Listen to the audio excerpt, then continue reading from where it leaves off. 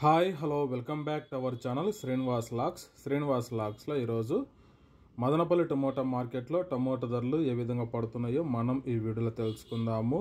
ఈరోజు 11వ తేదీ ఏప్రిల్ నెల మదనపల్లి టమోటా మార్కెట్లో ఇప్పటి వరకు జరిగిన వేలంపాట ప్రకారము టమోటా ధరల విషయానికి వస్తే ప్రారంభ కాయలు, ఈ పొడి కాయలు, జ్యూస్ కాయలు, అన్క్వాలిటీ టమోటాలు, ఈ థర్డ్ క్లాస్ కాయలన్నీ 300 రూపాయల లోపు అయితే టమోటా ధరలు అయితే పలకటం జరుగుతూ ఉంది.